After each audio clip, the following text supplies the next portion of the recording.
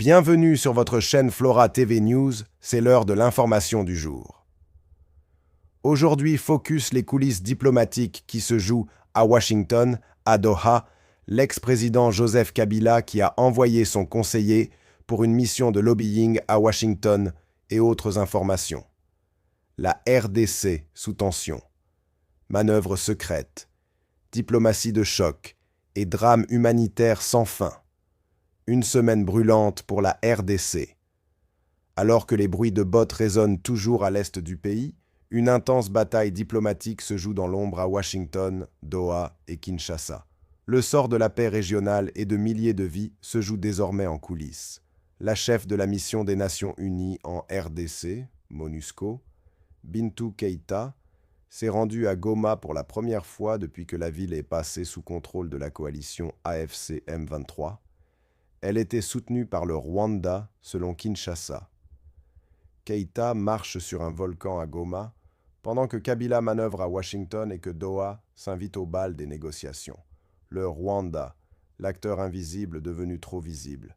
La RDC est en ébullition diplomatique. Et cette semaine, les lignes ont bougé, dangereusement. Tandis que les bombes tombent à l'est, c'est dans les salons dorés de Washington et Doha que se joue le sort de Goma, et peut-être de tout un pays. Kabila sort de l'ombre, Tshisekedi joue l'apaisement. Pendant que les balles sifflent, les anciens et actuels ténors du pouvoir congolais se croisent dans les couloirs feutrés de la diplomatie.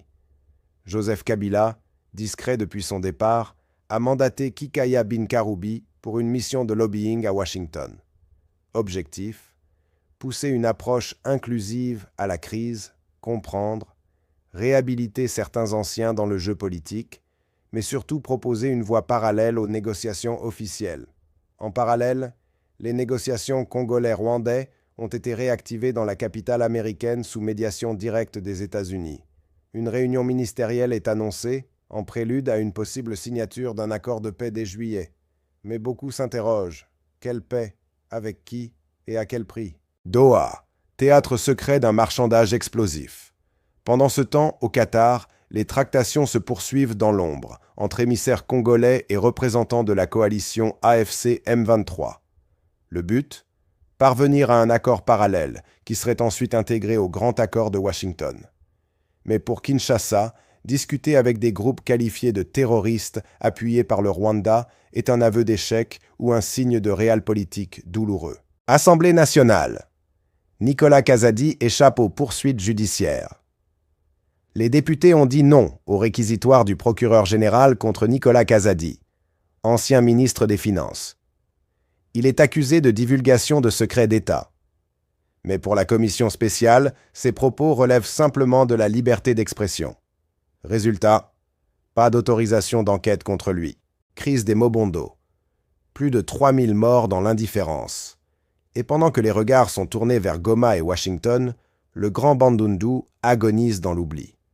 Un rapport accablant d'ONG révèle plus de 3000 morts et 550 000 déplacés depuis le début du conflit entre Teke et Yaka. Des déplacés abandonnés à Bandundu, où le 13 juin, la 133e personne a été enterrée, faute d'accès aux soins.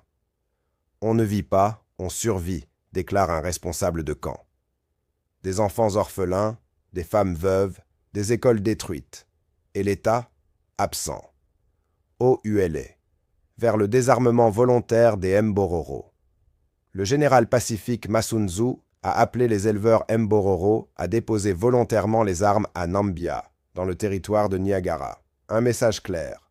Place à la sensibilisation d'abord, mais si ça ne suffit pas, l'armée procédera à des opérations de désarmement forcé. Ces éleveurs, venus du Tchad, Cameroun ou encore Soudan, inquiètent les populations locales à cause de leur présence armée. L'État veut les cantonner et les recenser pour mieux contrôler la situation. Kolwezi. Tshisekedi tente de reprendre la main intérieure.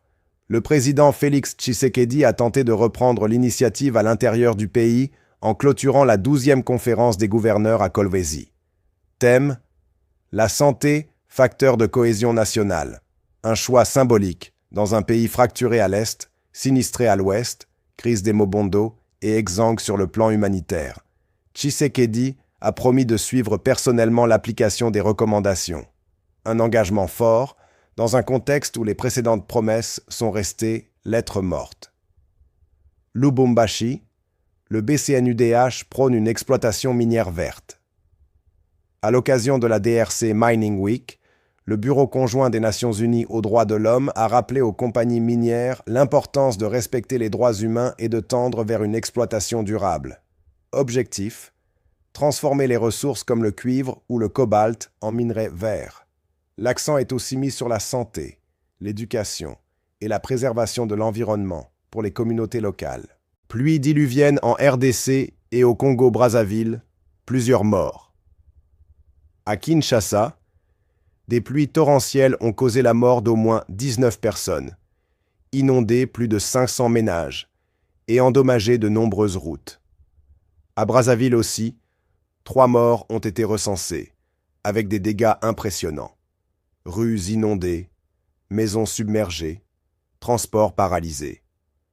Un phénomène rare en saison sèche, selon les experts météo, lié à un vent du golfe de Guinée qui a amené des masses d'eau sur la région.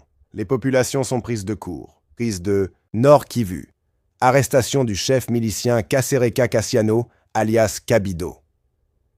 Les FARDC ont mis la main sur le leader du groupe armé FPP-AP à Butembo. Il a été transféré à Beni, puis vers Kinshasa.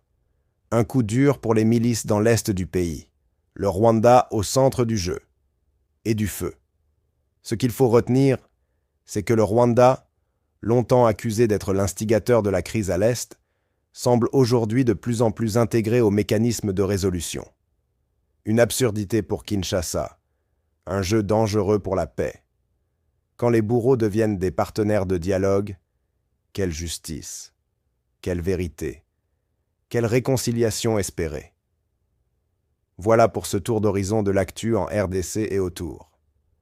Si tu veux rester informé, abonne-toi, active la cloche et like la vidéo pour soutenir le travail.